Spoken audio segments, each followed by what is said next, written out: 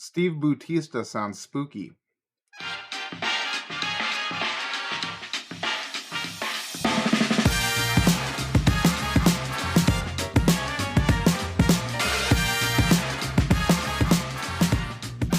Welcome to Spit Take Podcast, a show where we talk about games, movies, TV shows, and make fun of each other. We are Adam, Rick, and Sam. Please check us out on Spotify, Apple, YouTube, and social media. We are Spit Take Podcast, so make sure when you look us up, you're looking for Spit Take Podcast. Adam, how you doing today? I'm doing good. Still recovering from the holidays. Tons of fun with family, friends, everybody. I am looking forward to this podcast because we are going to be talking about some fun things.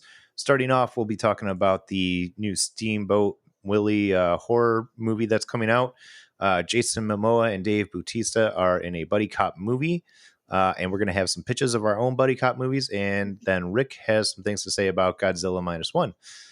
Sam, how you doing today? I'm here, happy to be here, happy to see my two good buddies. After all that, we're going to do a very long and drawn out, I'm sure, discussion of 2000 sitcoms and what our favorites are and why, which one is the best. Steve Boutista sounds spooky. Yeah, Bootista. So anyways, I just thought this was interesting. Starting off, Steamboat Willie. So a while back, Winnie the Pooh hit public domain, and they made a horror movie out of it. And within minutes of Steamboat Willie hitting public domain, which was what was it? That was like Mickey's first cartoon. Yep. And if you haven't seen it, it's classic. It's basically Mickey driving a train, and they're apparently already making. I'm pretty sure. Hold on, I'm going to stop you there because I'm pretty sure it was a steamboat or a steamboat. Sorry.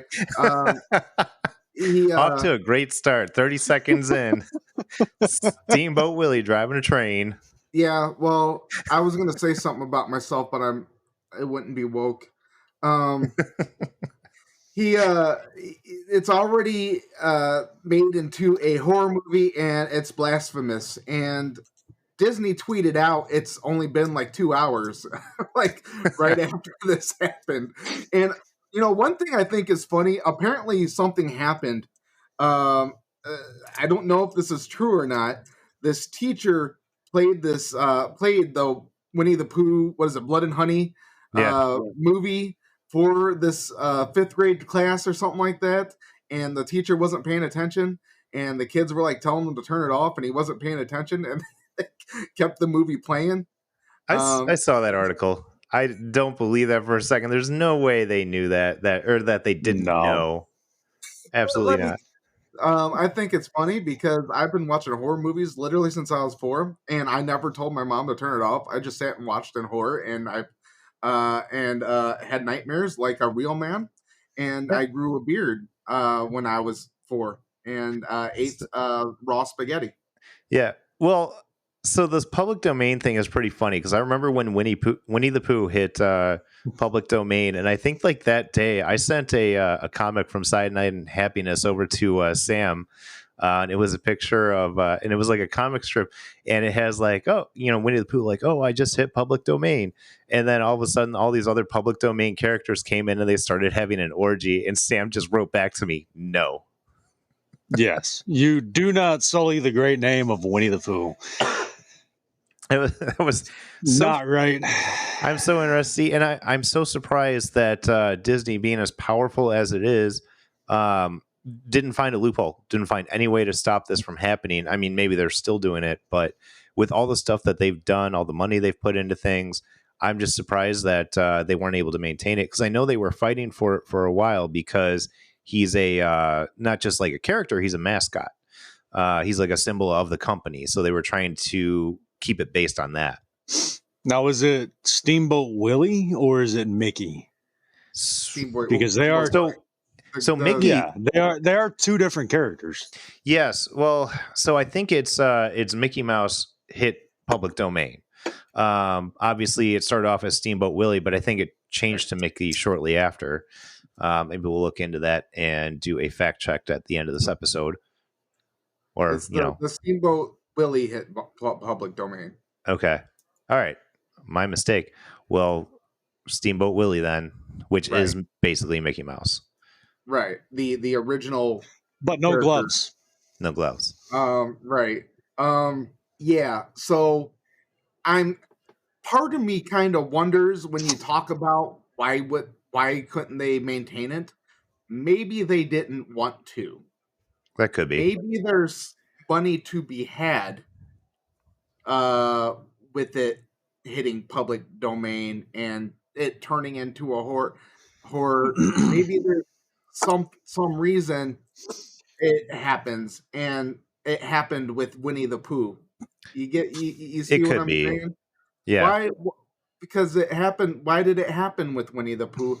Why is it happening with Steamboat Willie?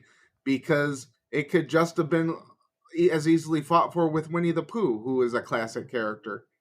Yeah. Because they're doing nothing with that original cartoon. No, and I think that these laws are out there for a reason, and it's like, hey, it's been, what is it, 75 years it has to be before it hits public domain. It's something like that. But in any case, it's interesting to see them, because the first thing people are going to do is warp this. As soon as they're not going to get sued for it, they're going to warp these characters. I'm going to be interested to watch it, because I'm sure it'll make me laugh my ass off. I didn't see the Winnie the Pooh horror movie yet, but it is on my list. Also, an early version of Minnie Mouse is also included. Oh, really? Mm-hmm. Well, that means. So I wonder if she will be in the movie. What was the name of the antagonist in that? What was his name? I can't remember. Was it a version Bluto? of Pete? Was it Bluto? No, that was Popeye. No, Bluto was Popeye. You're right. Yeah. Pete, was it a version of Pete the cat? Pete. Yeah. That's what I figured. Who's still on Mickey Mouse? Because I get to watch that most weeks. Usually foil most days. Yeah, most days. But you know what? Mickey Mouse Clubhouse is not that bad. It's a lot better than some of the entertainment we got as kids. I could stand it. And what's even better is Mickey Mouse Funhouse. I like Mickey Mouse Funhouse too. This is devolving quickly. I will do anything to never have to watch that bullshit Coco Melon ever again, though. But all right, well, it's my daughter's favorite. A little too old for this. Okay, maybe not. Some people may connect. No. They got kids. They're like, you know what? These guys are fucking right. Fuck the audience might have kids. Fuck Caillou. Fuck Caillou. Fuck Peppa. Fuck Coco Melon. I am so glad my kid is not watching Caillou anymore. I swear to God, I was sitting there like taking abuse. It was abuse listening to Caillou. And one day I just said, why the fuck am I taking this abuse? And I punched my TV. Okay. I was like, why am I listening to this little shit whine? Listen, parents, you do not have to listen to Caillou another fucking day. Okay. Throw your freaking TV out the window and tell your kid no more fucking Caillou. All right. Seriously. My kids were at my parents' house, and I went over to pick them up, and Caillou was on, and I pulled my mom aside and I said, look, no Caillou, no Peppa. Beyond that, whatever, but no Caillou and no Peppa the Pig. Neither one of those are allowed for my children to watch. I'm trying to. I think I mentioned this last week. I'm trying to get Ray into watching the Muppets, the Muppet Show.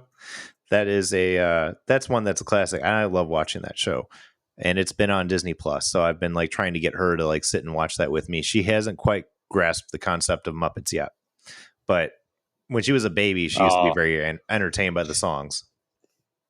You know what Dean's really into is freaking Fraggle Rock. Ugh. I never watched that one. Fraggle Rock? I never watched that. I never watched that one. Classic. He loves it. And there's a new version of it too. Oh, hell yeah. I'll watch Fraggle Rock. Yeah. You go down and they eat the, what's the little green guys? They eat their buildings and stuff like that, the dozers. Yeah, I don't remember. Anyways, we had some things to get off our chest about children's shows. How do you be a Muppet fan and not watch Fraggle Rock? Seriously. I don't know. I never watched it. It was just not a thing. Next on the list I'm kind of excited about this, and it's not even in pre-production, I don't think, but I know Jason Momoa is trying to get a buddy cop movie going with Dave Bautista. I would absolutely love this. Now, I'm not a big fan of both those people personally. I think Dave Bautista, I can't get behind him in his personal life. I'm a big wrestling fan. I thought he was a great wrestler. Uh, Jason Momoa, he was up front, applauding when Will Smith slapped Chris Rock. I mean, to be fair, I think he just is into violence. He was just like, hell yeah, dude. He's like Russell Crowe. I just Russell Crowe fighting around the world. I absolutely adore both these actors. I think I love Jason Momoa both in Game of Thrones and in Aquaman. Yeah. Dave Bautista, I don't think he's done a bad role, even in wrestling. I have not hated him in anything that he's done. Even in the M. Night Shyamalan movie, I really liked him in that. And so seeing both these guys together, I think both of them can be really funny. And they're both like just handsome, big, strong, freaking killers. And so I would really love this. So I like Dave Bautista a lot too. I think he does a really good job. He's a good performer. What was that Zack Snyder movie that came out, the zombie one? It was whatever it was. The one that was on Netflix. Yeah. See, I really liked him in that. I thought he was good, even though the movie itself, so I really liked the movie. There were parts that I was like, this is kind of stupid, but Dave Bautista really sold the movie for me.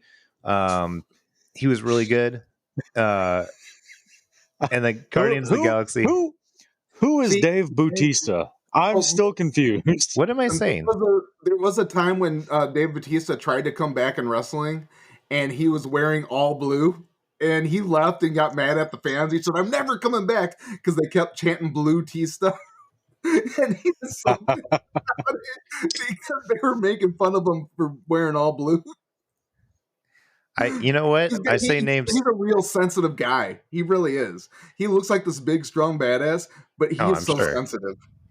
Well, yeah, and I just happen to say a lot of names wrong, and I apologize to our listeners. And if you hear it, I'm just going to blame it on my Chicago accent. It's probably not an excuse, but I'm going to go with it. Yes, us Chicagoans always say the Bootistas. The Bootistas. Yes, you do. You know what I say? Do I say so many names wrong? My mother-in-law's name is Louise, and I always, whenever I talk about her, I'm like, to my wife, I'm like, oh yeah, Louise called the other day, and she's like, who the fuck is Louise?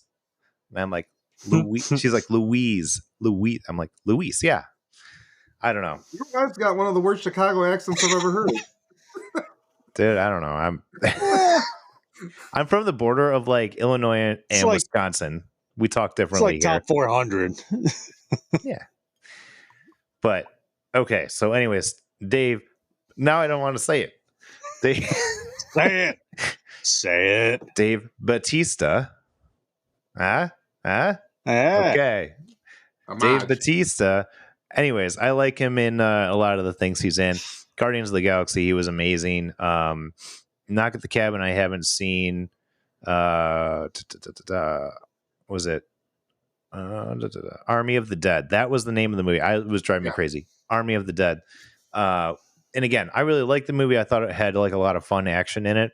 It had its issues, but I had fun watching the movie. But I think him and Jason Momoa, two very, very good performers, are going to be excellent. I think the movie itself will be excellent. And the two of them can do serious as well as comedy, which is a winning combination with any buddy cop movie. So that's my take on that one. You got anything, Sam? No, I agree. I love Jason Momoa. Bautista, I can do without him. He's pretty good, but just not my favorite. You like Dave Bautista better? Yeah, Bootista. I just keep picturing Boo from Super Mario, but in the paint of Drax. Boom Boom Kitty Fuck. Yeah. Boo Boo Kitty Fuck. That was a great fucking movie too. Noich, noich, noich. So I wanted to point out some of what I thought was the best odd buddy cop movies to ever exist. Number 1, Collision Course with Jay Leno and Mr. Miyagi. That was a real movie in 1989. I've seen it probably twice, and I've never heard of this movie. I remember where Neither have I. yeah, it's a real movie. There's one part where Jay Leno's like, I thought in Japan it was just a bunch of people just kicking each other's ass. He goes, yeah, it's much like America, except more graceful. Hold on, I got one. Let me go. Oh, go ahead. Let me go. Did you ever you saw Cop Out? Didn't we go see that together? Yeah, Cop Out with with Chris Willis and Tracy Morgan. Yeah. Oh my God, that was, that movie got panned, but I thought it was one of the funniest buddy cop movies I've ever seen. It was directed by Kevin Smith. Morgan's just amazing, one of the funniest men to ever live. Everything out of his mouth is hilarious. Yeah. But that was like one of my favorite buddy cop movies. Sean William Scott was in that one, who we talked about a few episodes ago. Who was the other one? I'm trying to think what her name was. I can't remember. But in any case, that was a really funny movie. And it was two people that you don't think you'd really ever see together. What's that Tracy Morgan skit on Saturday Night Live where he's like he brings people on the show with animals? Oh, Brian Fellows. I'm Brian Fellows. And the dude brings up a tarantula and he goes, that's one hairy bug. That was a good one. And it's like, it's not even that funny, but it's just his delivery. Yeah. And he would randomly turn to the camera and go, I'm Brian Fellows. Brian Fellows. It's just his delivery. Like, he just needs to say that. He's much like Chris Farley. Chris Farley doesn't really say anything funny. It's just his delivery. Right. Him, Norm Macdonald, too. He's another guy. Just everything out of his mouth is gold. Well, what Norm Macdonald did. All three of them could just sit down and read the Olive Garden menu for an hour, and you'd be dying. Yeah. Well, and Norm Macdonald, it's not like a lot of the stuff he says is not that funny, but it's the way he says it. Oh, no, his jokes are hilarious. Some of his jokes are really funny, but he could even say things that are not really good jokes, and they're so funny. When he did a roast, I can't remember who it was for, when he did the roast, and he just... roast of all time. Yeah. His roast is the best roast of all time. Yeah, well, he just sat there and did a bunch of like classic jokes. Like he's, he's so old, and then he'd wait for the audience response because that's just who he is. I remember watching the roast, and it was one of the few times, and when you're witnessing a special comedian when your stomach hurts and you're in tears, and that was one of those times when Norm Macdonald was doing that roast. My stomach hurt, and I was in tears. Yeah, because I feel like there was a lot of people in the audience who weren't getting it, which was part of the joke. I know it was quiet, but I think everybody who watched it, like all the normal people, got it. Yeah. Man, now I just want to go back and watch Dirty Work.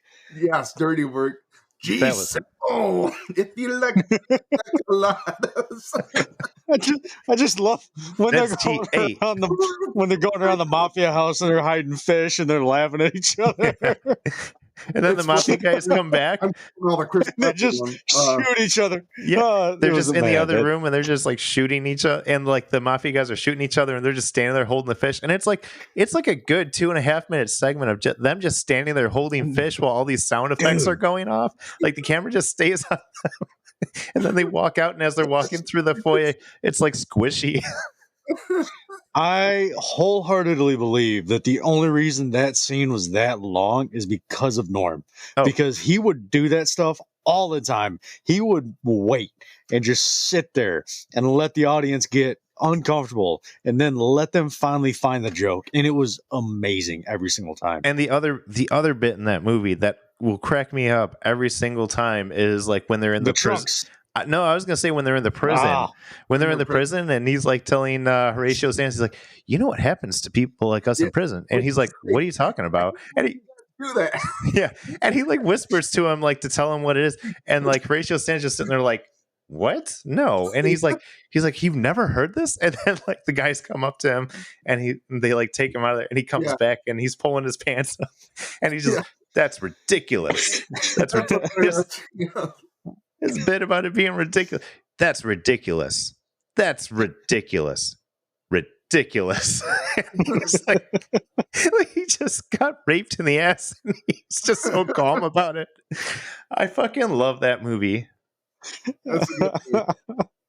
Yes, it is. The next one is The Other Guys, and that's with Mark Wahlberg and Will Ferrell. And the only reason I say that is because of Michael Keaton continuously quoting TLC and acting like he doesn't realize it.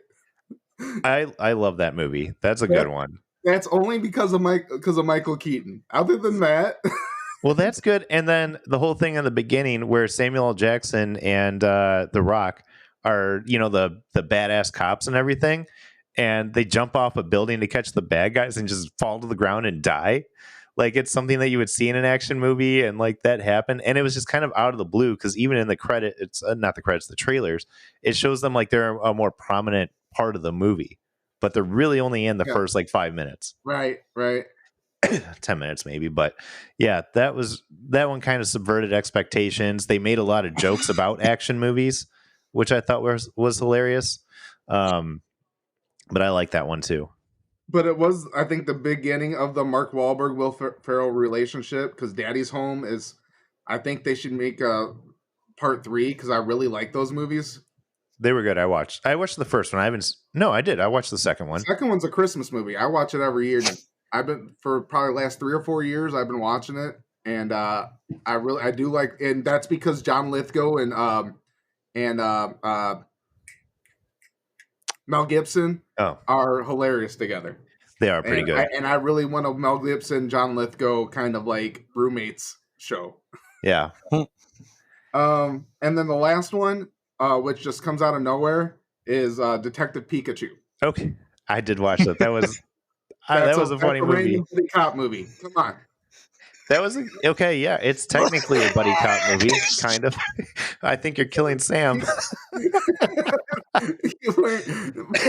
We're ready for that one. We're ready for that. I knew. Out of nowhere. Oh man. Have y'all seen the Detective Pikachu like skits on Flash Gets on YouTube? No. They're some of the funniest crap. Because like one of them's called Detective Pikachu Turns Off His Body Cam.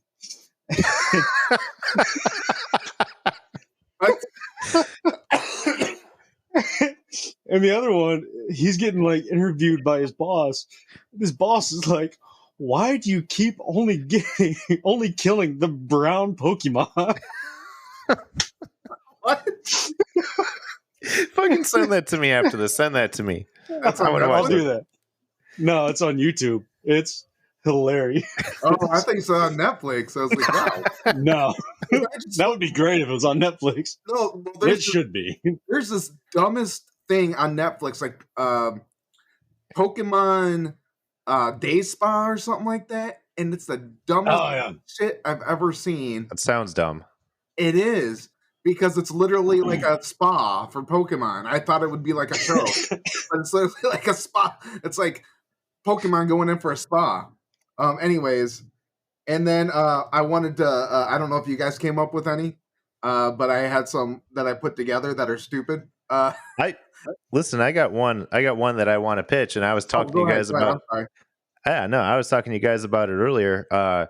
What I want to see is William Zabka and Ralph Macchio doing a buddy cop movie as their characters from Cobra Kai. Because the little glimpse we got of them kind of doing that in season 3 was the best episode of that season, I think. Watching them go into, it was the auto shop, and all those guys show up, and they just kick the shit out of them. And they do it together. It's the first time you see them like work together in a fight. And it was so awesome. And I was like, I want an entire show just devoted to that. Like they're rookie cops working together as, as their characters. Yeah. And that's what's great about the show, seeing more of them too. Yes. And seeing them their relationship build. I think that's fun. And the two of them are so good. And seeing more of Danny too. Like they're great.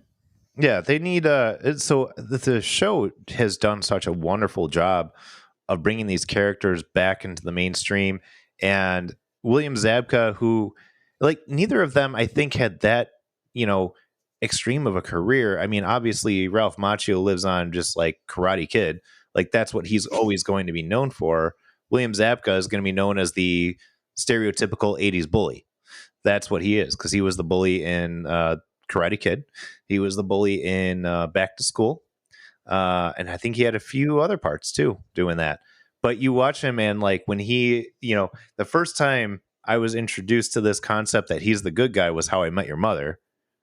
And the show even takes that to the next level. And I have no doubt him and Ralph Macchio, when they were on set doing that, came up with the idea for doing Cobra Kai.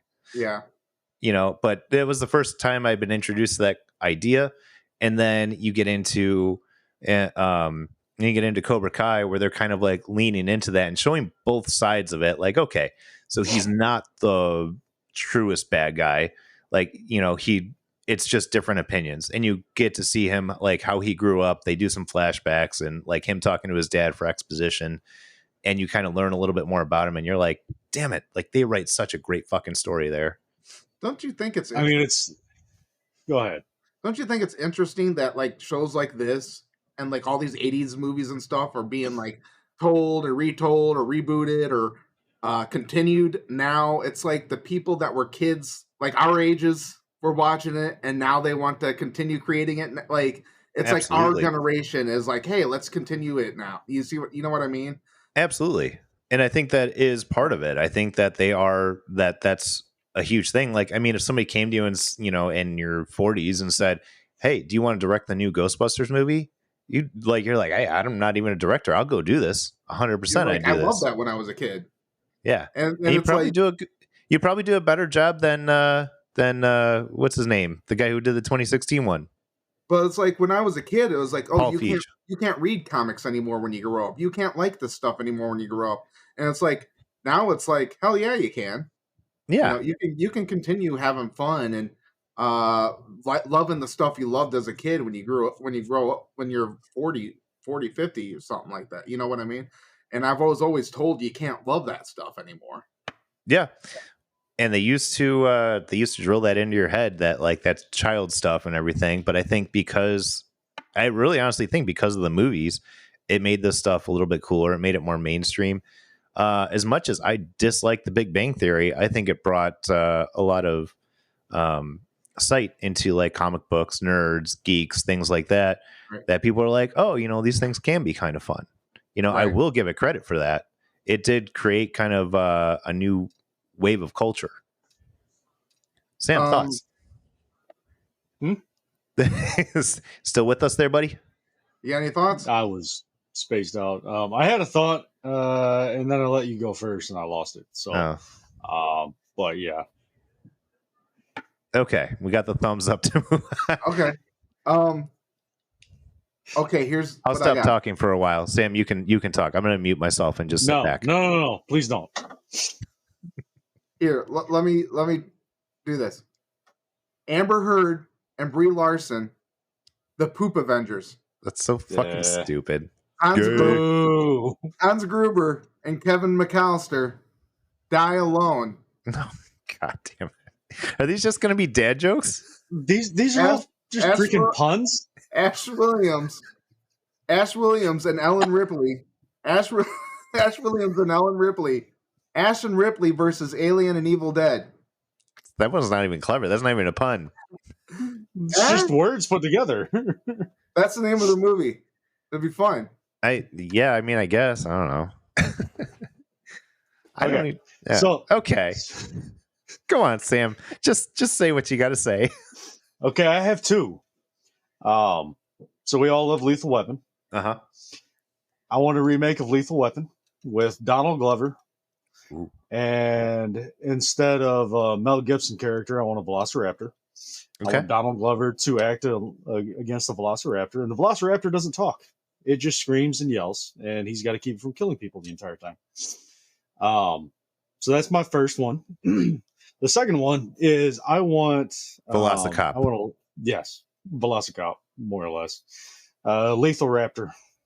I also want one where we've got Elijah Wood and Daniel Radcliffe.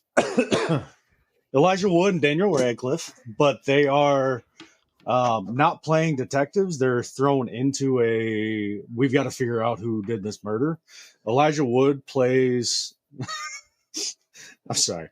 What the heck? I keep forgetting the dang name. What's his name? Frodo? Yes. Is Frodo? Who's freaking Harry Potter? Oh, Daniel Radcliffe? Yeah. Elijah Wood plays Daniel Radcliffe. Daniel Radcliffe plays Elijah Wood. Ah. If I could remember the damn name, I might have been able to get that joke off sooner, but due to my flub and my brain just not deciding to work, that probably sucks. So you can cut that if you'd like. Can we talk about the best one though? Best one of all time that we have nobody's touching on. Is it that movie with Whoopi Goldberg where she teams up with the T-Rex? No. I forgot what that movie's called. Oh, Rush Hour. That was a good movie. Come on. It's the best one. I wanted to hit the stupidest ones though. Rush Hour was awesome. The first two were really good. Yep. Third one I saw part of. And then the prequel to Rush Hour, Shanghai Noon. Yeah. Mm-hmm. Shanghai Noon was good. But yeah, no, Rush Hour was great, and that's one I could rewatch pretty much any time. Jackie Chan and Chris Tucker were the best. Like, do you Chris understand Tucker the words that are coming out of my mouth? His over delivery of everything is so good. So good. Yeah, I can watch Jackie Chan, just watch him. Mm-hmm. Just like he's one of the best physical actors of all time. Mm-hmm. All right, and Rick, you wanted to talk about Godzilla -1 before we move into our best 2000 sitcoms? Yes. Instead of making a full-fledged review on it, I wanted to talk about this because last week I talked about best movies of 2023. And I did not see this at the time. And I picked Evil Dead Rise. And I am not changing that. Don't you? Okay, I was going to say, don't you dare go back on that. No. Instead, I'm tying it. Because Evil Dead Rise is very much the best movie of 2023. But this movie does equal it. And it equals it well. Okay? Okay. This is a $15 million Japanese movie. And the reason I think this is so important because Hollywood is putting hundreds of thousands of millions of dollars into movies, and it's ridiculous. And I'm talking about even the MonsterVerse, which I'm sorry, the first Godzilla, the 2014 Godzilla, is not good. Skull Island, I thought was probably the only really, really good one in the series. I think I think it's true because they're forgettable. And the reason I say this is because this one sticks with. Let me finish. This one sticks with me. This movie has stuck with me since I've last seen it. I couldn't even remember what happened in the 2014 one, and then I watched it the other day. And it took me to get to the end to say, oh, yeah, I've seen this. Because it was a popcorn flick. It was a meaningless popcorn flick. It was just Godzilla chasing some monsters around. It was not really an interesting story. It was setting up for a universe. And that's what American cinema is trying to do, is just set up franchises for money. And putting all this money into it. Now, I'm not saying that the MonsterVerse is bad. I'm saying the stories aren't very good because I do very much love the MonsterVerse. I love these movies because it's very interesting to me. I can't wait for the new one to come out. I do like. I think the Monarch series is just about the best thing they've done. I very much like it. This movie has about When I talk about old school Godzilla, I'm talking about pre-1960s Godzilla is what I grew up with, where Godzilla was a heel, where Godzilla was a scary monster, not this anti-hero. where people are scared of Godzilla. And this brought Godzilla back to his roots. And this created a humanistic story where this guy with PTSD created a real grudge with this monster. And it was a survival movie, and it was Godzilla fucking shit up and being an asshole. And it was a story that hit you in your soul. It was an experience. And I was scared to watch this movie. Not because the subtitles, not because I'm not smart enough to read subtitles, but I thought because I've watched foreign films before, but it's because, you know, when you're watching subtitles, you're afraid to like go from picture to subtitles, pictures to subtitles. Mhm. But that didn't bother me. It did not take away from it. And it hasn't before, but I was just afraid of that. The musical score sucked you in. They did justice, and they did not overuse Godzilla. They did justice to what Godzilla was meant to be in the first place. And it's something that has stuck with me and made me think about and brought on a good experience to me. That I'm not talking about the new Godzilla. I'm talking about what American cinema has not done for me for maybe a decade. And I just wanted to right here put that out there, that there's something wrong when a $15 million movie is like in a Godzilla movie that should be a blockbuster, big cinematic feature, is hitting my soul like that. And American movies that's putting in $100 million, like the new Indiana Jones, it was all right. I didn't hate it, but it's putting in hundreds of millions of dollars. Where's that money going? Mm-hmm. Sam, your rebuttal.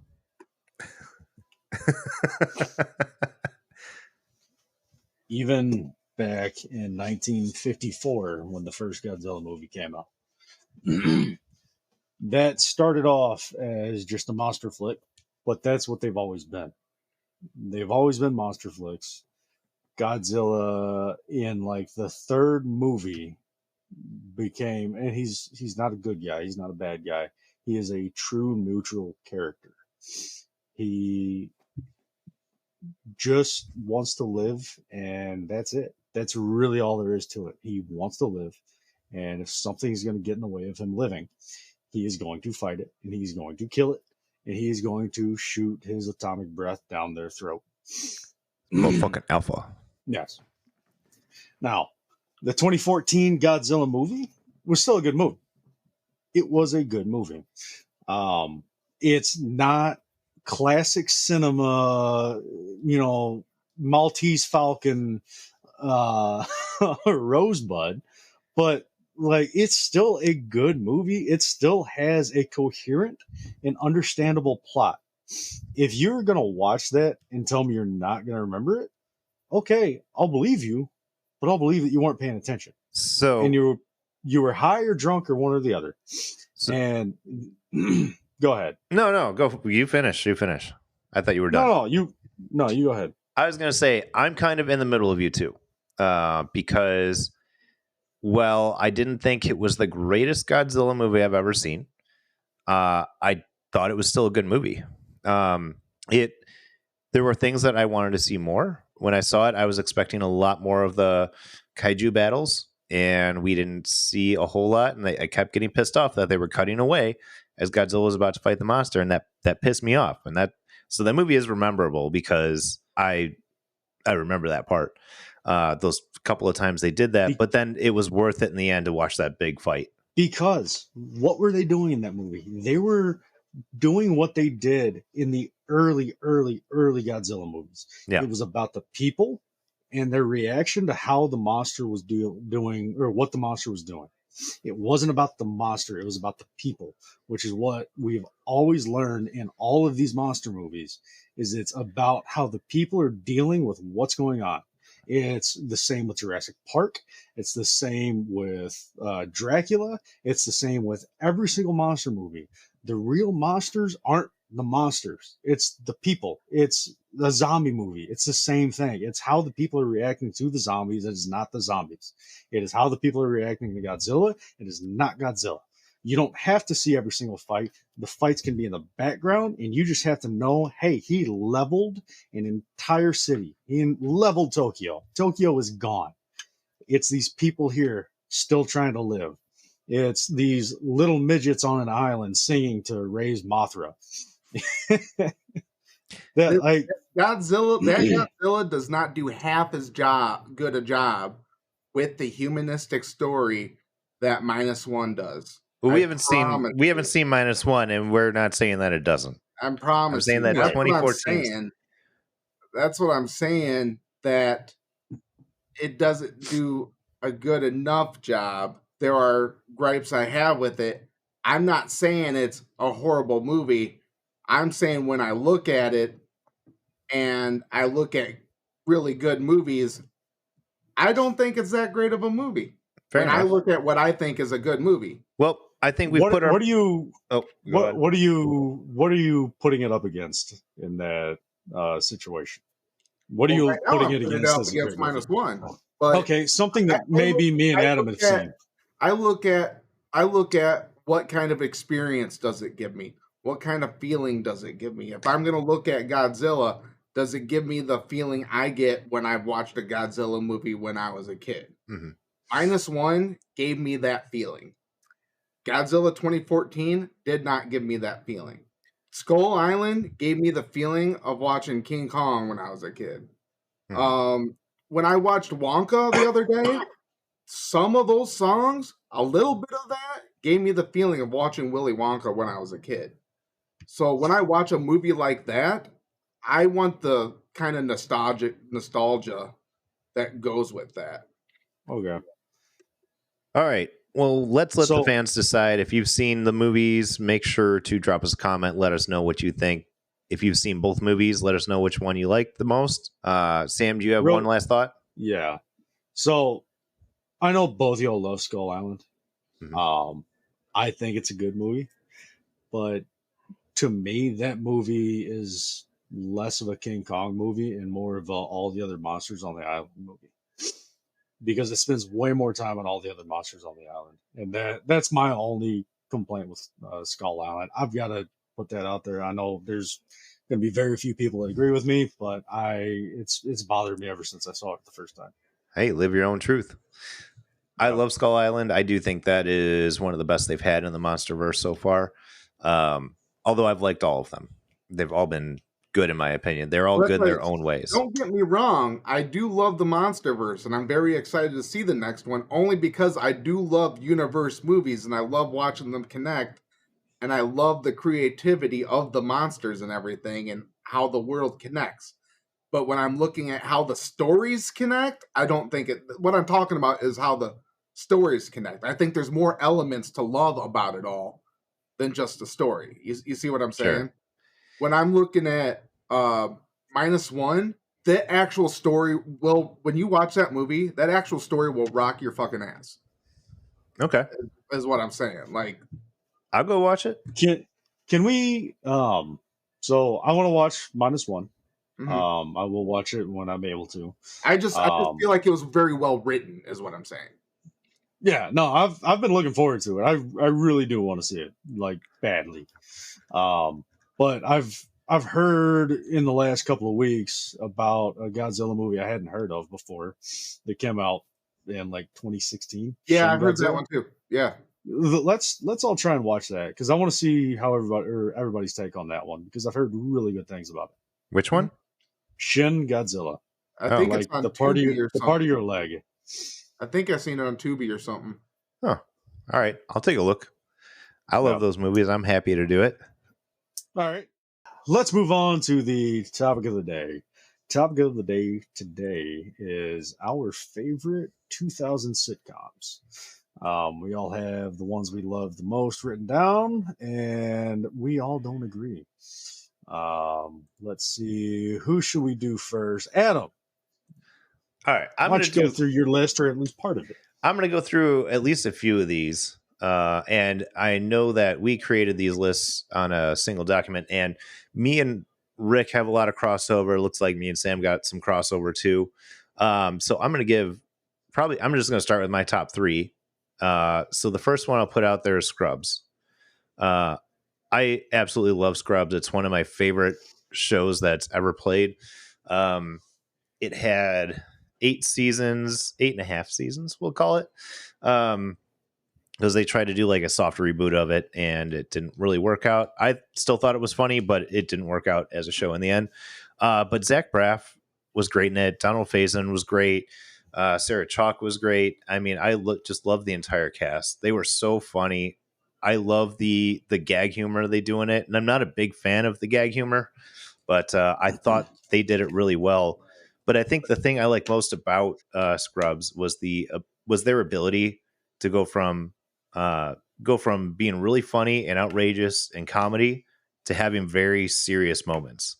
One of my favorite episodes was one where Dr. Cox decides to do a procedure on someone who had, so someone dies, and they're like, oh, well, she's an organ donor. We can use her organs to save these 3 people. So he makes the call and says, hey, let's go. Let's do it. So they take they put the organs in the people. And shortly after that, they find out that the woman had rabies. She got like bit by an animal or something. She had rabies. So all these organs that they put in the people were infected. And the first 2 die, and they were like life threatening. So they were like, okay, we did our best. We tried to save them. The third one was somebody who could have waited. That was like somebody Dr. Cox had grown to really like. And he gave him the organ and he ended up dying. And JD says at the end of the movie or end of the show, hey, these people, they would have died anyways. Anybody would have made the same call. And he's like, not this guy. He's like, he could have waited. He's like, I killed this guy. And he walks away. And they played, God, it was like probably the best How to Save a Life, right? They played that while he was like going through all of this. And it was a very emotional moment. And it's one that sticks in my head as one of the best moments of Scrubs. It's not a funny part. It's a very dramatic part. And you watch this guy who's like a mentor and a superhero to all these residents. And you watch him just be a defeated man walking out of the hospital. So, just not sure if he was even going to come back. Right.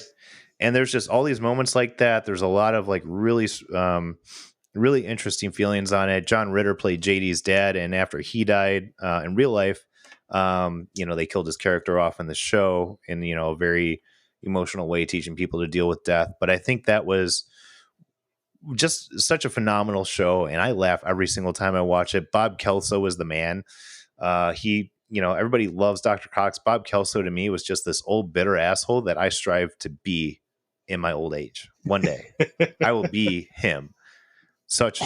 But it's such a great show. And I don't know if you guys have seen the entire show or watched it recently, but I absolutely love it. It's probably one of my favorite shows that they've ever had. Through the final season when they rebooted it, basically, and I like the reboot. They tried to get the girl JD. Yeah, I mean, it wasn't great. It was different, but it meant I got to see Sarah Chalke for a little bit longer, so I was happy. I had the biggest crush on Sarah Chalke for a long time. I still do. Oh yeah, no, I do too. I do too. She played Becky and Roseanne too. She did. Yeah. She played Becky and Danielle Roseanne. was watching some like maid show the other like couple of weeks ago. And I was like, wait, that's freaking Carla. And she's like, what? I'm like, that's Carla from Scrubs. She's like, oh yeah, that's right. It was like Dangerous Maids or something like that. Yeah. She was in Succession for a few episodes too. She was like a PR person. And then like you just never see her again. No explanation or anything. But no, it is good. I did like the soft reboot they did. That was my introduction to Dave Franco, who I think is still one of the funniest people alive. I was going to say that. I thought he was very funny on there. I actually liked... See, I wasn't a huge fan of Scrubs itself, but it wasn't that I hated it. It's just that like I wasn't religious like you, and we had another friend, I'm not going to name her, but she watched it religiously, so I always hung out with her, and so I was kind of forced to watch like every episode, and I thought it was funny, and I liked it. So Dr. Cox I always related to because I'm an asshole like him. But I love the Barbershop Quartet because I'm a big fan of Yes. music, and I'm a big fan of powerful vocals, and I thought their songs were always awesome. I love their rendition of Underdog. Um, Mhm. and the janitor always cracked me up because he was such a dick to JD all the time. So I always, Speaking of people you relate to, yeah, janitor. he's so passive aggressive all the time. He's hilarious. And then I don't know, Turk, I was a big fan of. The Todd.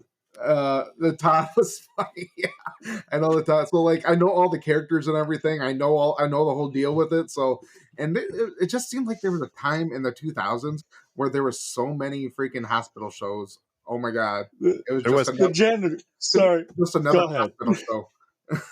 The janitor still to this day has a quote that I will use on a daily basis that nobody ever gets.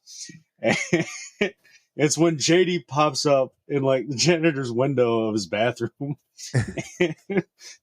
and he ends up having to check him to make sure he doesn't have cancer on his balls. And he's like, "Oh, I think it's benign," and the janitor's like, "Yeah, benign and a half." I use that quote all the time. Nobody ever gets it. So yeah, I remember that one. The other good one from that episode is where he tells the janitor like the whole thing. He's like, yeah, he's like, well, he's like, I happened to be outside your window, and he's like, and I saw your penis, and it's got it's got a thing on it, and he's like, and the janitor like looks at him like, why were you outside my window? He's like, well, it's okay. If you had looked out the window, you would have seen my penis too, because he was peeing in the bushes. I remember that one. Oh my god, yes. I just remember cracking up to that. That was a good one. I just thought I think my turn down from the show was JD daydream so too much, and it was kind of weirding me out. Just how he looked. He just had weird facial expressions all the time. He was strange, and and that's why Ted Mosby was the turnoff for me, because him and Ted Mosby were so feminine, like just so girly. See, like but girly. I'm sorry, I keep cutting you off. Yeah, go ahead. No, I was gonna say, in JD and Turk's like man love relationship is such great bits in that movie. Like there was one line in there where show. I always do that. Film. I don't know why. But one of the greatest lines in there, JD says something like, yeah, she always treats us like we're married, and Turk's like, dude, we're a little bit married. Like it's the kind of like bro relationship that you wish that you want to have with all of your buddies. Yeah. Could there be a show made today with a stuffed golden retriever in it? And Right. it's great because it's a white man and a black man too. It is. Yeah. It is. And you want a black friend like that. Yeah. Well, I went back and watched it, I want to say last year. I watched it all the way through.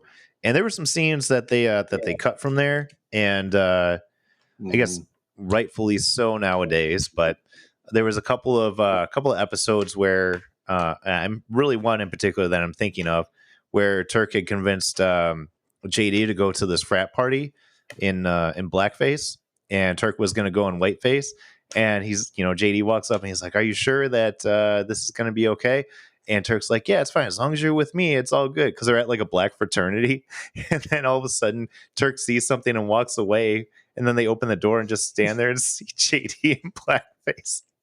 And it was a very funny moment. Maybe that's wrong to laugh at nowadays, but it got taken off of there. I know it's not on there anymore, but if it's wrong, I don't want to be right. It was a funny moment, and we laughed about it back in the 2000s. I would probably still laugh at it today.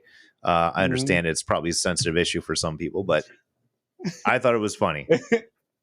and how Turk keeps forgetting what Carla is. He's yeah, you're Puerto Rican. I'm Dominican. Yeah. And she's got that. Oh man, the musical episode. Yes, that was a good one. She's got that great song. She's like, I'm Dominican. Yep. I don't know. Carla just like she was kind of a B. She got mad at the UPS. No, she was She was hot. supposed to Got be a mad at the fiery UPS Latina. guy because of her signature or something like that. Like, Yeah. She was a Dude, fiery Latina. That's who she I was. kept waiting for Turk to get stabbed. It never happened. Yeah. I like Carla. She was a good character. Mhm. But I think we've spent enough time on that one. Rick, why don't you go next and give us one? well, apparently you got The Office next, and obviously there's only one thing that matters to me in the world, and it's not my daughter. It's The Office. Uh, so, so yes, The Office is pretty much my favorite thing ever. Now I'm actually looking down a list of greatest office shows of all or episodes of all time, and now I want to watch The Office. And at least 3 times a year, I watch every episode. I sent these guys a meme like a week or two ago that said, I'm cracking up just watching it or thinking about it. I watched an episode, or I watched the whole every episode of The Office. And he goes, "Very good. Watch it for your one viewing of The Office." I've watched The Office, whole 75 episodes. Or what? I forget. Never. I'm screwing it up. Anyways, cut There's that a out. meme out there somewhere. There's a meme Yeah. that says something. It's funny. Adam's going to cut this out. Nope. Maybe. Leaving it in. Maybe. Like there's like from number 30 on this greatest episodes of all time, safety training. What's more dangerous, a baler and a forklift?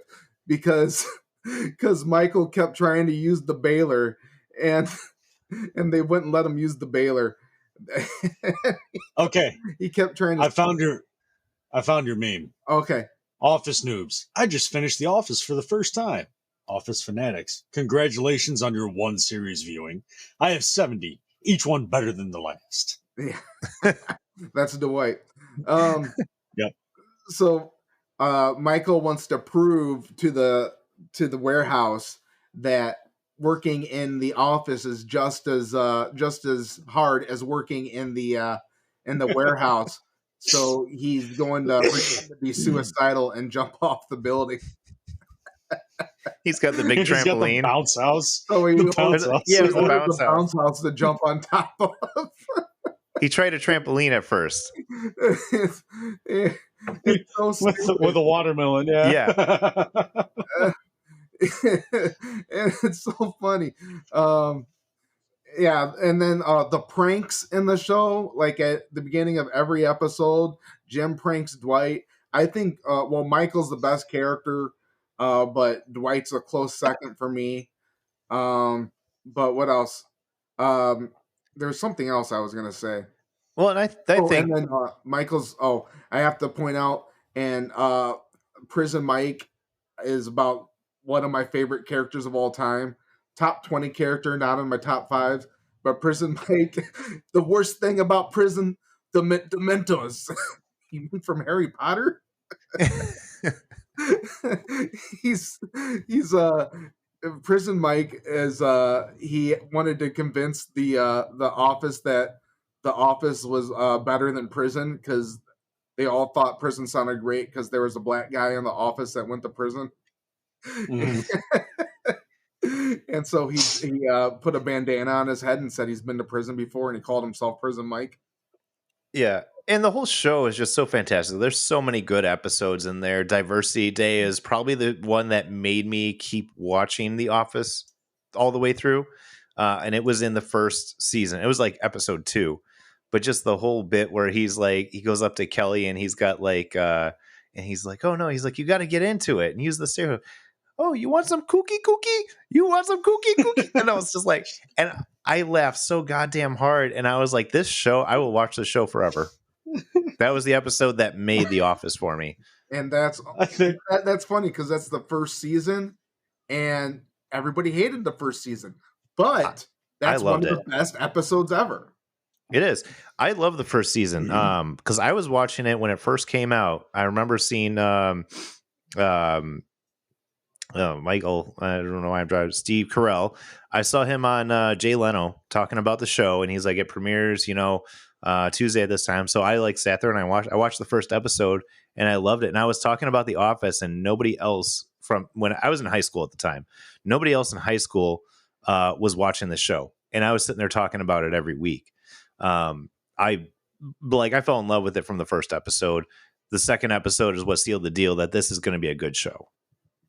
But so many good ones. I think my favorite episode from The Office is when they go to Robert California's pool house. Yes. Or his house.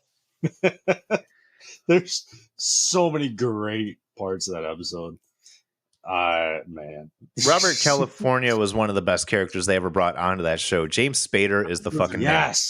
And he basically just played his character from Blacklist. Yeah. Well, this was pre-Blacklist. I know. And I feel like that's what made Blacklist. Yeah. And he was just so good. He was so good as that character. And I think it's the second episode, like after he gets chosen to be the branch manager, and they were like, yeah, so he drove down to what's her face and and convinced her to retire. And he took over the company. And his character was just so wild and like so serious. I can't even remember half his lines, but every single time I watch, and I'm good with that because every single time I watch the show, I will laugh when he talks. Lizard King, bitch. I'm the fucking Lizard King. And he's just basically a con artist, and that's what you got to love about him. Yeah, you don't even like by the end of his arc, you don't even know what he is. No, because he completely changes it. Yeah.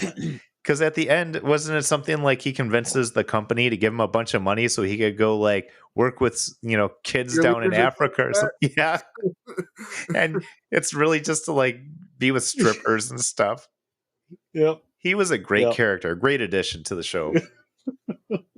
Yeah. And I thought one addition that I was kind of up and down about was Andy. Yeah. Sometimes I thought he was a wiener. I did not like him as the boss. Shouldn't have happened. But one good line from him, which I'm thankful they had him on just for one good line. I'm always thinking one step ahead, like a carpenter who builds stairs. I also like the one from him. So they decided to send me to management training, anger management. Yeah. Other than that, I'm not really an Ed Helms fan. He's done some good stuff. I liked him in Tag. He was good in that. He's never like the best character. He's never the best character in anything he does. He's a good supporting character. I liked him on The Daily Show when The Daily Show was funny. Yes. Him and Steve Carell on The Daily Show were hilarious. They were. And I was so excited. But Steve Carell wasn't big when he made it to The Office. Well, no, he was just getting big when he made it to The Office, or after The Office, because the 40-Year-Old Virgin blew up. But Steve Carell, I was already loving him because he was on The Daily Show and Ed Helms, and they were hilarious on that. Yeah. When I saw a thing with Jon Stewart where he was talking about when Steve Carell came in, he did the interview, he got the job, and he's like, after the first few episodes he was on, he's like, I went up to Steve Carell and said, what are you doing here? You could be doing so much more than this show. And he just recognized the talent like immediately. Do you know who stole his part on Saturday Night Live? Mm-mm. Will Ferrell. Really? Yeah. God, what a different universe that would be. Between him and Will Ferrell. Wow. I could see Will Ferrell being Steve Carell's character in 40-Year-Old Virgin. Yeah. That is interesting because Will Ferrell was big by then. Yeah. So I'll just go by the first one that I wrote down, which is Malcolm in the Middle. Hell yeah, it's on my list too. That you may have more to say about it. I look back fondly at that show. I don't think I ever watched any of the episodes in order. But it's a show that grows with you. Mm-hmm. Because I think I started off maybe relating more to Malcolm. But man, as I go on, I am more and more Hal every day. And just so much good to say about it. And I mean, the best thing is the alternate ending to Breaking Bad is Hal wakes up from a terrible nightmare and is talking about how he made meth and his wife's in bed with him and he's like, holy crap. Yeah. That alternate ending, just absolutely fantastic. In my head, that's canon. Yeah. Well, and so I loved that show too. That was a big one for like me and my family used to love watching that one. When it would come on, I think it was on Sundays. But No. Bryan Cranston, of course, was amazing in it, and he's had an amazing career. But he's just such a good character, and they're all good characters, and I think that's what I love most about the show. Every single one of the characters was written. They could have written all four boys to have the same personality, and they didn't. They gave them all their own individual personalities. They were all fun to watch grow. Lois, the overbearing mother, Bryan Cranston, kind of the idiot father type. But just the way that they played those dynamics and how much fun it was, it always makes that show so good. And I think one of my favorite bits from that show, and I see it pop up on Facebook here and there on the reels, but it's the one where you hear Lois scream, or no, Hal runs into the room. He runs into the room and where the boys are, and he's like, hey, who wants to make $20? And then you just hear Lois go, oh my God, who did this? And then Malcolm looks at him. He's like, make it 30. And he's like, you're a good son. And grabs, he's like, I got him here, honey. And then the other good one that I relate to as as a dad and a homeowner is there's one, and it's the opening. It's the cold open that they do.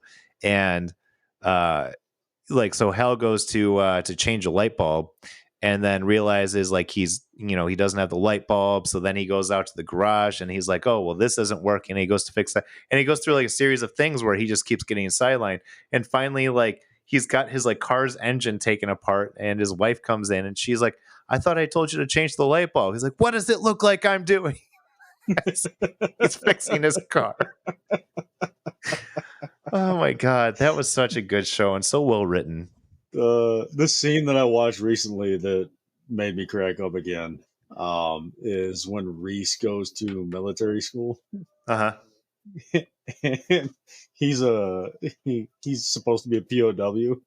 Yes. And they're asking him all these questions. And he's like, I don't know. Ask my drill sergeant or whatever. Yeah. Every single time. That's his only answers. I don't know. Ask the sergeant. I don't know. Ask the sergeant. And that was great because they were doing the paintball thing, and then he ends up winning the whole thing because he was that devious. Yeah, I think Reese is the best character. God, it's tough to pick a favorite with it because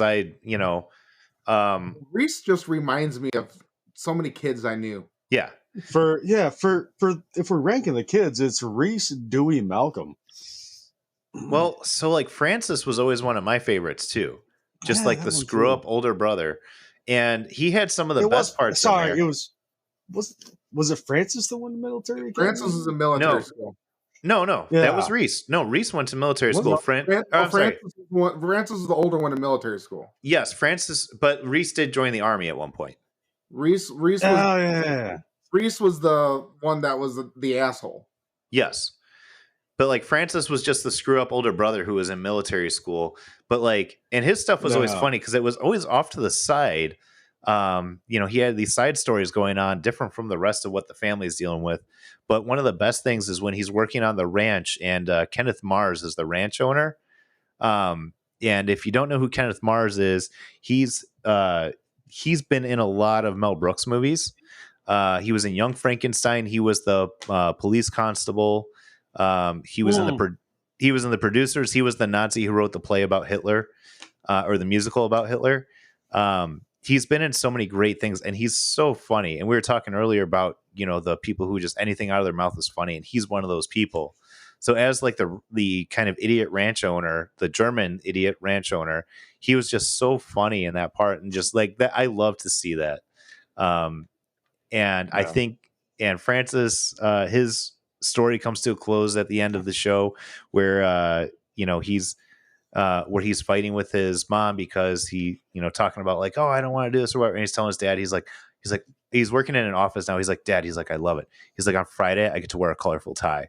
And he's like, but I can never let Mom know. He's like, no, you can't. He's like, you can't let her know that you love it. So good, though. So good. Yeah, Malcolm in the Middle is a fantastic show. I don't even know what else to say about it.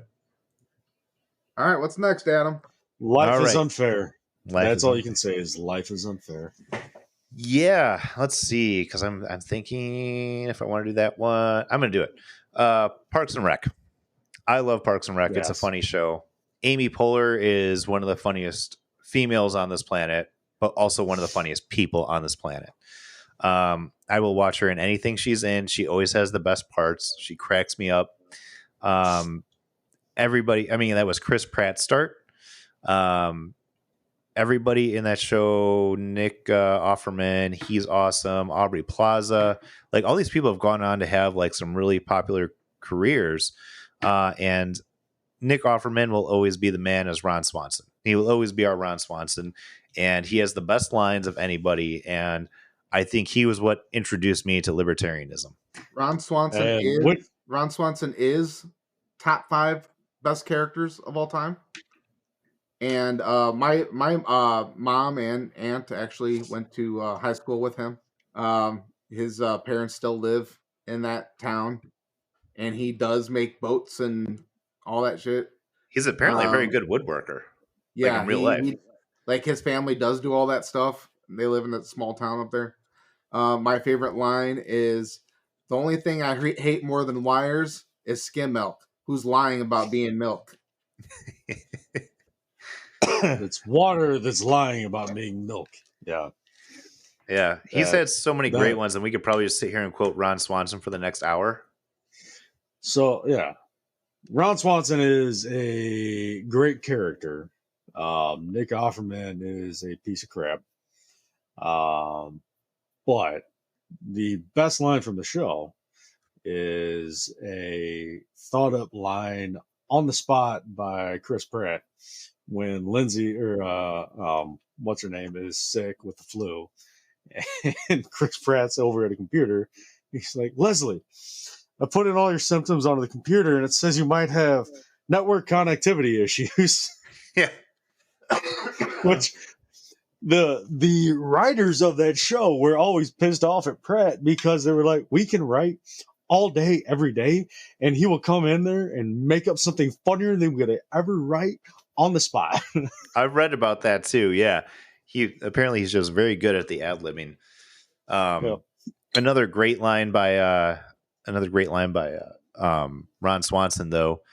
Teach a man to fish and give a man a fish and you feed him for a day. Don't teach a man how to fish. Fishing's not that hard. He can figure it out. I think my favorite character, well, other than Ron Swanson, is what's Chris Pratt. Chris Pratt's my favorite. Andy Dwyer. I love I'm thinking of Burt Macklin. Burt Macklin, FBI. Yeah, I was trying to think of his FBI name. I love Little Sebastian. And I love their song, Bye Bye Little Sebastian. I love how they pretty much throw a festival for him, like this little horse, and the whole town's making the whole thing. And like they're like, shut up, Gary. The poor Gary, like he's just a normal guy, and they treat him like trash. He is the unsung hero of that show. Jerry. Is it Jerry? Whatever. Jerry? It's Gary. It's Jerry. It might be it's Gary again. I think they call him Larry at one point. Who he is. I'm probably saying his name wrong. No, it's Gary, Jerry, and Larry. Yeah, are the 3 names he goes by on the show. Okay. Yeah. No, he is the unsung hero of that show because they always say different. He has some of the funniest, just short little bits in that show. Yeah, where he just walks in a room and he's like, "Oh, hi everybody! Shut up, Gary. Bye." And then like his wife is hot and he's got these hot daughters. Yeah. Oh my god! And apparently he has a giant schlong too. Yeah. Yeah. Oh my god! So if we ever get to a point where we're talking about the greatest sad sacks in history, he's going to be on that list. And that poor guy. And to go back to a movie that Adam referenced probably 5 podcasts ago, he's in Range 15. Is he? Yeah. I don't remember him in there. Yeah. He puts on like a German accent, and he's one of the doctors in Range 15. Huh. Well, I guess I have to go back and watch it now. Oh well. Just have to verify you're right. Yeah, I mean, I don't really have much else to say about Parks and Rec. Hilarious show, just about a literal Parks and Rec department in Pawnee, Indiana. And I also like the catchphrase, "You got jammed." Yeah. Yeah. That dude's such a douche.